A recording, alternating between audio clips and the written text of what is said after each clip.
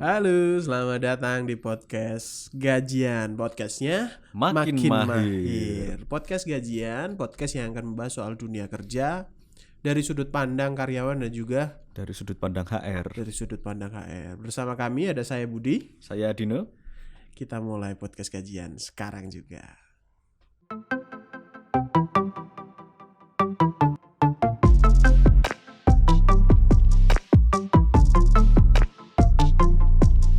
Halo, selamat datang di podcast Gajian. Podcastnya Makin mahir.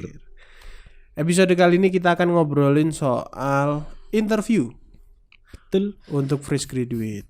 Nah, podcast Gajian ini akan membahas soal dunia kerja dari sudut pandang karyawan dan juga sudut pandang HR. Jadi nanti teman-teman bisa dapat dua sudut pandang yang berbeda gitu ya. Nah, ngomongin soal interview Mas Dino, kalau dari sisi karyawan atau dulu saya sebelum jadi karyawan otomatis fresh graduate ketika mau ngelamar kerja, interview tuh kayak fase hidup mati. Oke. Fase yang wah ini penting banget nih. Ini pokoknya harus berhasil nih. Kalau ini sampai gagal lah nggak tahu lagi. Ya namanya fresh graduate pertama kali dapat panggil interview kan seneng ya. Ya seneng. Seneng banget. Wah aku ini tuh kerja. sakral, ini hidup dan mati. Betul. Gitu. Wah ini aku dapat interview harus bisa nih. Nah akhirnya adalah cari referensi ke sana ke sini, sosmed, internet, nanya tetangga, nanya temen gitu. Pas interview tuh apa sih ditanyain gitu. Oke. Terus jawabannya yang bener gimana? Jawaban yang bener tuh gimana gitu kan.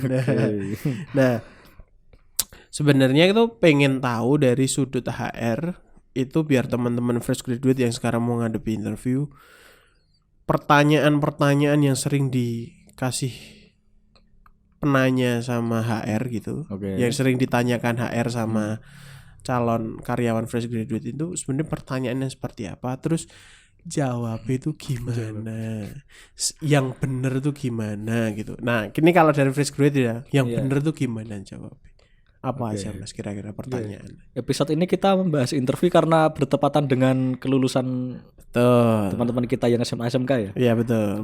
Oke. Tapi juga untuk kuliah juga bisa. Ini bisa dipakai oleh semua karena biasanya yang ya cuman sedikit perbedaan mungkin pertanyaan untuk fresh graduate sama yang sudah pengalaman tuh bedanya dikit. Ya oke. Sebenarnya kalau jawaban interview itu tidak ada jawaban yang salah dan yang benar kan, ini bukan ujian, ini namanya juga interview kan. Kita ya jawablah sesuai dengan keadaan kita, dengan apa adanya. Misal ya kita tanya si A nih, kalau dapat jawaban ini jawabnya gimana, si A jawab itu. Buat kita itu belum tentu cocok. Begitu karena keadaan orang berbeda-beda, kondisi setiap orang berbeda-beda kan. Betul. Nah, kalau ditanya interview mungkin yang pertama kali yang paling basic paling sering itu di awal pembukaan yaitu perkenalkan diri Anda. Iya. Silakan perkenalkan diri Anda. Nah, mungkin sering dengar ya, sering. Mungkin bahkan ya mayoritas ya pertama mesti ditanya kayak gitu. Nah kalau dulu aku ketika fresh graduate jawabnya tuh template. Template seperti apa yang ditulis di surat lamaran, di CV, itu jawabnya sama persis seperti itu, cuman dilisankan. Nah menurut HR itu, menurut Mas Dino itu benar atau enggak? Oke, kalau kita ditanya perkenalkan diri Anda itu berarti kan dari pewawancara ingin mengetahui latar belakang Anda kan. Betul. Sebelum masuk ke hal yang lebih teknis tentang pekerjaan itu. Nah, ketika kita diberikan kesempatan untuk memperkenalkan diri, berarti sama saja itu dengan kita diberikan kesempatan mempromosikan diri kita, mempromosikan apa sih yang kita miliki, yang kita punya di hadapan para pewawancara. Menjual diri. Oke. Sebenarnya kalau ditanya seperti itu, kita tentunya jawab dengan runtut. Pertama, ya sebenarnya kalau interview terkadang apa yang sudah ada di kepala kita sebelum interview dan ketika sudah di dalam ruangan diucapkan itu kan berbeda. Apalagi fresh graduate baru pertama kali. Iya. Nah, yang seperti itu tetap tenang aja. Kita jawab ya supaya untuk memudahkan kita jawab beruntut dari data diri kita. Misal biografi kita dari nama, alamat, kemudian usia, status mungkin status. Kemudian kita jelaskan pendidikan kita, basic pendidikan. Kemudian kita jelaskan mengenai dari pendidikan itu kan kita berarti nyerempet misal saya lulusan dari SMA, SMK X atau Universitas X. Di situ sekalian kita jabarkan saya dari universitas ini, dari SMA ini, dan selama di sekolah saya memiliki kegiatan ini. Misal organisasi, saya mengikuti organisasi, saya pernah mengikuti workshop, saya pernah menjadi panitia. Pernah jadi ketua OSIS misalnya. Nah, itu dari satu pertanyaan kita bisa menjawab pertanyaan yang kemungkinan akan ditanyakan HR di belakang. Begitu. Jadi dari kita bisa mempersingkat interview lah. Bisa mempersingkat. Nah, selain dari pendidikan tadi, kemudian kita juga ceritakan saya saat ini kegiatan saya adalah tentunya mencari kerja. Namun selain mencari kerja, saya juga sedang melakukan kegiatan, misal kegiatan sosial, atau kegiatan les mungkin, pengembangan diri atau kegiatan apa yang lainnya. Jadi dari satu pertanyaan kita bisa menjawab pertanyaan-pertanyaan yang lain. Berarti mungkin kalau pengenalan diri itu nggak cuma sekedar tanya, maksudnya HR tuh nggak cuma sekedar tanya biografinya aja gitu. Istilahnya HR tuh mau tanya nggak tanya itu sebenarnya udah tahu gitu kan. Nah, sebenarnya udah tahu itu ini namanya siapa, alamat di mana itu udah tahu. Cuman itu adalah kesempatan kita untuk ngomong secara langsung sama yang wawancara, sekaligus memperkenalkan dan mempromosikan diri. Nah, karena tujuan HR bertanya seperti itu atau wawancara pada umumnya, kalau kita menjawabnya tidak menarik, tentunya ke belakang juga pewawancara akan meragukan kita kan tentunya. Karena ketika ditanya seperti itu kok dia kurang menjual. Nah, itu akan menjadi kerugian sendiri, akan menjadi bumerang sendiri bagi kita. Berarti ini first impression ketika wawancara tuh biasanya ditanyain itu dulu ya.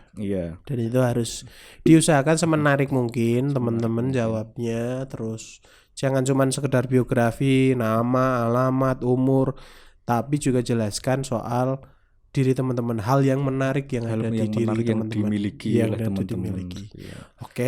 Itu soal perkenalan. Biasanya yang setelah perkenalan ditanyain apa Mas? Yang paling sering ya biasanya ketika pewawancara sudah tahu kita kan, sedikit-sedikit sudah tahu kelebihan kita apa. Kemudian dia tanya profil, apakah saudara motivasi saudara untuk melamar di perusahaan kami. Motivasi kerja di sini tuh apa? Kerja di sini apa? Nah, itu baiknya jawabnya menjilat. Nah, atau yang kayak gimana? Yang diinginkan pewawancara pada umumnya kan, ketika bertanya seperti itu, pewawancara ingin melihat sejauh mana sih keseriusan calon kandidat ini untuk bergabung di perusahaan X misalnya. Seperti itu. Kalau misal kita ditanya yang saudara tahu tentang perusahaan ini apa, ketika Anda tidak mempersiapkan itu karena mungkin Anda tidak ada waktu untuk mencari profil perusahaan, atau memang pada dasarnya Anda melamar kerja yang asal sekedar nyoba, tidak mencari tahu perusahaan sebelumnya, nggak riset dulu. Ketika ditanya apa yang Anda ketahui tentang perusahaan ini, Anda tidak bisa menjawab atau Anda kesulitan menjawab, akan menjadi bumerang. Dan pewawancara akan menilai Anda kemungkinan kok sepertinya tidak serius, tidak niat seperti itu. Jadi nilai minus ya. Jadi itu kan jadi nilai minus sendiri. Kadang memang problemnya fresh graduate itu untuk risetnya masih sering kurang gitu ya. Jadi ngelamar kerja tuh nggak cuma sekedar ngirim lamaran gitu, tapi harus lebih jauh dari itu, harus bisa tahu ini tuh perusahaan apa. Iya. Terus di situ tuh bergerak di industri apa kayak gitu. Ya mungkin banyak dari teman-teman kita kan pastinya melamar pekerjaan nggak cuma di satu perusahaan ya. Nah itu pasti tuh banyak betul. Nah, ya namanya fresh graduate. Semuanya dicoba. Kesempatan sedikit apapun dicoba.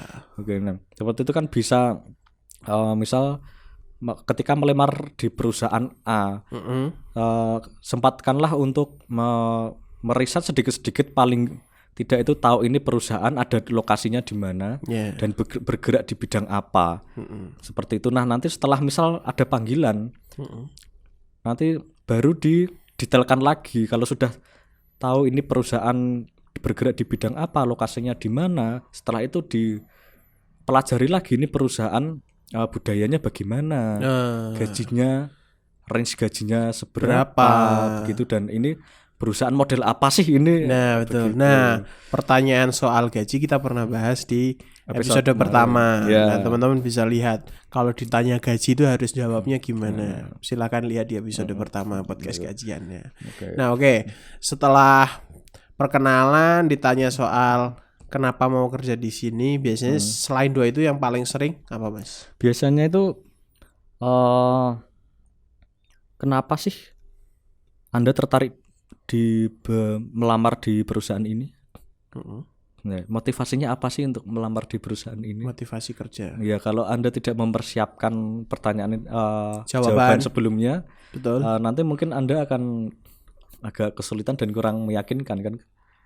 Kayak cuman sekedar formalitas.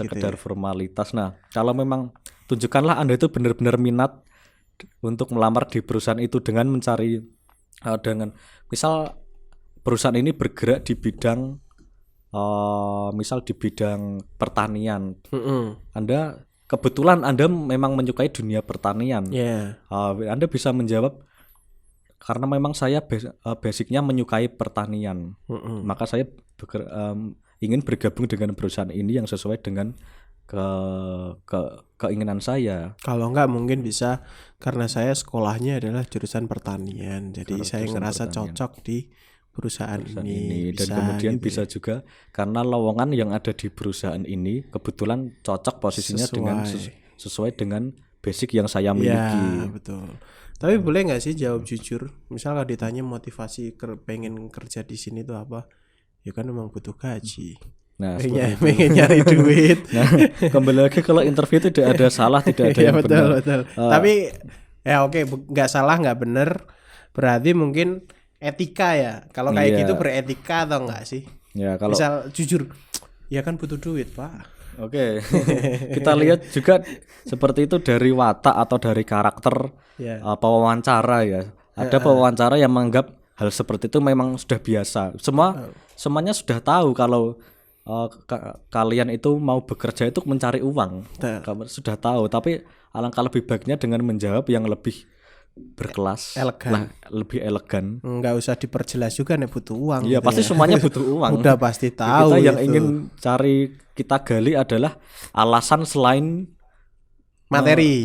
Ya, begitu. Apa nih kamu ingin mengembangkan skillmu atau kamu ingin menggunakan skillmu yang sudah ada untuk diterapkan di perusahaan ini. Setiap perusahaan pasti memiliki hitungannya masing-masing. Betul. Gitu. Iya. Oke, jadi kalau ditanya motivasi udah pasti semua orang kalau kerja tuh pengen duit ya. Jadi nggak usah diperjelas. HR itu juga karyawan. HR juga mesti tahu HR itu kerja juga butuh duit gitu kan.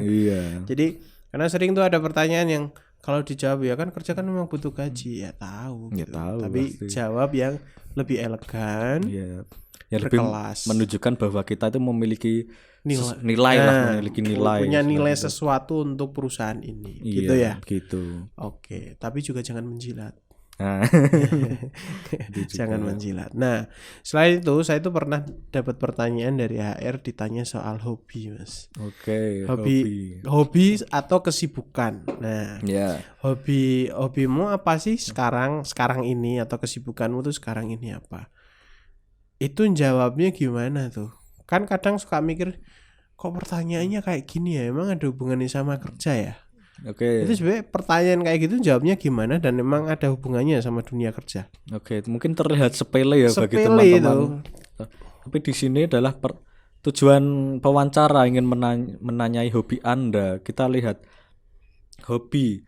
Pertama ingin melihat hobi Anda itu yang berhubungan dengan kerja sama tim, atau hobi Anda itu lebih menyukai hobi-hobi yang cenderung individualis atau sendiri. Tidak ada yang salah dengan hobi yang individualis dan kerja sama tim, karena setiap orang pasti memiliki kegemaran yang berbeda-beda. Iya, ini enggak menjudge bahwa oh ini orang introvert, extrovert, enggak ya? Enggak ya. Kita lihat, semisal kita melamar di posisi yang berhubungan dengan misal orang lain ya, berhubungan dengan rekan kerja. Kita harus komunikasi terus-terusan dengan rekan kerja. Misal kita tanya, berarti kan itu menunjukkan pekerjaan ini, posisi ini itu membutuhkan orang yang menyukai kerja sama tim, menyukai bergaul dengan orang lain. Nah, komunikatif. Nah, misal ditanya hobimu apa? Hobi saya kebetulan saya hobi sepak bola atau basket misalkan. Untuk melamar di posisi misal yang berhubungan dengan orang lain, marketing. Ya. Marketing kan berhubungan sama banyak orang gitu orang ya. dan perlu bekerja sama dengan orang lain kan. Nah, pewawancara akan menilai oh ini memang ada basic orang ini menyukai bergaul, berkomunikasi dengan orang lain. Begitu kan. Kalau misal posisi lain untuk mengisi posisi programmer atau yang IT ya. Nah, untuk posisi IT ketika ditanya selama ini hobinya apa? Semisal dia saya selama ini suka mengoprek laptop. Atau mengoprek PC ya. Oprek PC. Nah, oprek laptop itu kan lebih cenderung bekerja individualis.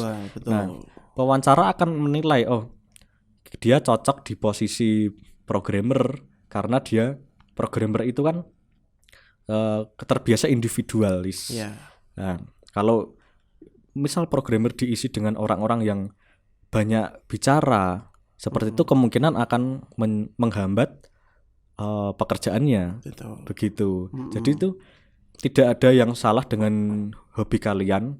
Mungkin itu disesuaikan saja dengan posisi yang sedang kalian dilamar begitu. Nah, kemudian kok tanya saat ini kegiatan yang dilakukan apa, kok tanya kayak gitu ngapain? Pengen tahu aja yo. Kok kepo. Nah, di sini untuk fresh, apalagi pelamarnya cewek kan deg-degan kan ya. Iya. Kok tanya-tanya kepo banget gitu kan. Ya, kenapa seperti itu? Nah, kita lihat untuk fresh graduate berarti kan belum bekerja ya. Iya, betul. Nah, pewawancara ini ingin lebih melihat ke kegiatanmu selama mengisi kekosongan waktu. Ini ngapain sih? Apakah cuma diem di rumah? Nunggu panggilan aja, kalau nggak ada panggilan ya udah cuma duduk rebahan ya. Rebahan di rumah atau tetap melakukan kegiatan yang produktif. Seperti itu, semisal menambah skill seperti begitu. Ikut komunitas gitu ya, seperti itu. Berarti tujuan tanya hobi sama kegiatan tuh bukan soal kepo. Bukan soal kepo, bukan soal ini tuh nggak ada hubungannya sama kerja, sebenarnya tetap ada hubungannya. Itu jadi bagian faktor untuk menentukan apakah ini tepat atau tidak, sesuai dengan posisi atau tidak. Meskipun bukan faktor utama ya, ada banyak faktor lain gitu. Namun juga perlu diketahui juga apabila ditanya hobi, meskipun kita hobi saya kok nggak keren, terus saya bilang hobi saya misal bekerja ingin masuk di perusahaan yang bergerak di bidang pertanian. Betul. Karena ini perusahaan pertanian, saya bilang aja hobi saya menanam tanaman, Bu. Atau Pak. Cocok logi. Dicocok-cocokin sama industri yang mau dilamar gitu ya. Iya, padahal sebenarnya dia enggak sama sekali. Enggak tahu tanam, jenis-jenis tanaman malahan. Nah, seperti ini apabila ini ada kemungkinan terjadi apabila si pewawancara ternyata memiliki hobi yang sama dengan dia. Dan pewawancara tiba-tiba bertanya, "Oh, Anda suka bercocok tanam juga ya?" "Saya juga suka." Nah, kalau untuk tanaman X, kira-kira pupuk yang biasa saudara gunakan apa? Nah, kalau tadi saudara berbicara menerangkan hobinya tidak sesuai dengan diri saudara, itu kan menjadi bumerang sendiri pastinya. Jadi amannya adalah jawab sesuai apa yang dilakukan. Sesuai yang dilakukan. Jangan cocok logi, jangan mentang-mentang oh ini industrinya adalah industri IT, hobinya adalah coding, ngoprek PC dan lain sebagainya. Ketika ditanya teknis nggak bisa jawab gitu kan. Kan akan menjadi bumerang dan Anda akan dinilai kurang baik kan oleh pewawancara. Nggak jujur. Iya. Tidak jujur. Oke. Gitu. Itu soal hobi teman-teman. Nah, sebenarnya selain hobi biasanya yang sering ditanyain apa, Mas? Nah, biasanya itu ini pertanyaan yang sering muncul. Iya. Coba jelaskan keahlian dan kekurangan saudara. Tanya soal kita tuh punya kelebihan apa dan kita tuh punya kekurangan apa. Mungkin kalau kelebihan masih bisa dijawab gitu. Cuman kekurangan tuh takutnya kalau kita jawab itu wah ini nanti bikin saya nggak diterima nih. Iya. Nah itu kalau kayak gitu jawabnya gimana? Tapi jangan lupa juga kalau kita disuruh menjabarkan kelebihan juga itu sesuaikan dengan apa yang memang menjadi kondisi kita saat ini. Betul. Apa yang memang benar-benar kita kuasai saat ini. Jangan melebih-lebihkan. Kalau memang dilebih-lebihkan saat ini mungkin interview tidak kelihatan, Mas. Iya, betul. Ya kan, tidak kelihatan. Tapi nanti seandainya Anda diberikan kesempatan untuk mengisi posisi tersebut, ketika Anda diberikan tanggung jawab yang telah Anda sebutkan ketika kemarin interview dan Anda tidak bisa memaksimalkannya, itu juga akan menjadi bumerang bagi Anda sendiri. Betul. Jadi menjawab kelebihan ya disesuaikan dengan porsinya. Sesuatu yang memang mampu dikerjakan. Iya. Nah, kalau jawab kekurangan. Nah, untuk kekurangan pastinya kita ada kekhawatiran kan, wah, saya kelihatan nih kelemahan saya. Nanti kalau saya nggak diterima gimana ya? Akhirnya kita mungkin ada kecenderungan untuk kalau saya tidak ada kekurangan, Pak, atau Bu, kalau enggak kekurangan saya ya cuman kecil-kecilan aja. Dewa gitu berarti. Dewa. Oke. Ya kita akan pertama kan panik ya, mungkin ya akan panik mau jawab apa nih. Nah, seperti itu. Oke. Kita kan di sini interview tujuannya untuk memperkenalkan diri kita, mempromosikan diri kita. Oke, ketika mungkin kan yang kita jabarkan mungkin yang baik-baik aja nih. Nah, ketika ditanya kekurangan, misal apa kekurangan Anda? Kekurangan saya adalah saya orangnya cenderung pendiam, tidak mudah bergaul, Bu. Dan sementara dia sedang akan mengisi posisi programmer mungkin. Programmer IT. Nah,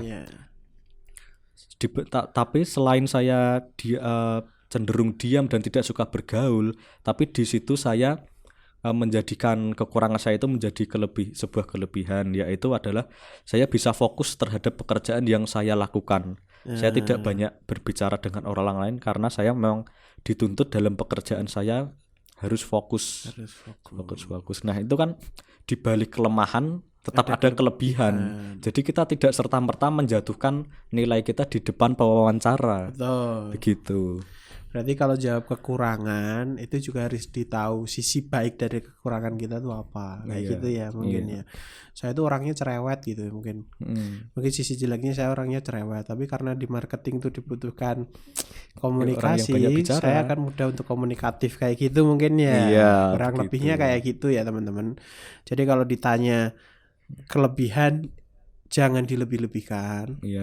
Sesuaikan dengan potensinya. Kalau ditanya kekurangan ya jangan cuma sekedar jawab kekurangan doang, tapi di balik kekurangan itu ada sisi positifnya. Gitu. Nah, itu tadi pertanyaan-pertanyaan yang sering ditanyakan. Ya mungkin masih banyak ya pertanyaan-pertanyaan, dan tentunya setiap perusahaan, setiap wawancara memiliki versi mereka masing-masing, pertanyaan berbeda-beda. Tapi mungkin itu pertanyaan basic yang hampir di semua perusahaan biasanya ngasih pertanyaan itu di awal gitu. Mau itu fresh graduate, mau itu yang sudah berpengalaman, biasanya di awal selalu ditanya soal itu. Jadi jawaban tadi itu berdasarkan pengalaman kami, baik sebagai karyawan maupun sebagai HR, Mas Dino. Jadi teman-teman silahkan ambil, kalau menurut teman-teman baik silahkan diambil, kalau menurut teman-teman ada yang kurang nggak apa-apa nggak diambil, atau teman-teman lihat di sumber lain kok berbeda ya nggak apa-apa, karena ini berdasarkan pengalaman. Jadi tujuan bisa kita jadi kan mengedukasi. Silahkan diambil kalau baik, kalau buruk ya nggak usah diambil gitu ya. Iya. Mungkin cukup untuk episode podcast gajian kali ini. Kita masih akan bahas soal banyak topik di dunia Masih kerja banyak dari dua topik-topik. sudut pandang, dari sudut pandang karyawan dan juga HR. Gitu ya Mas Dino. Oke Siap, Mas teman-teman, sampai ketemu di episode selanjutnya. Oke, dadah.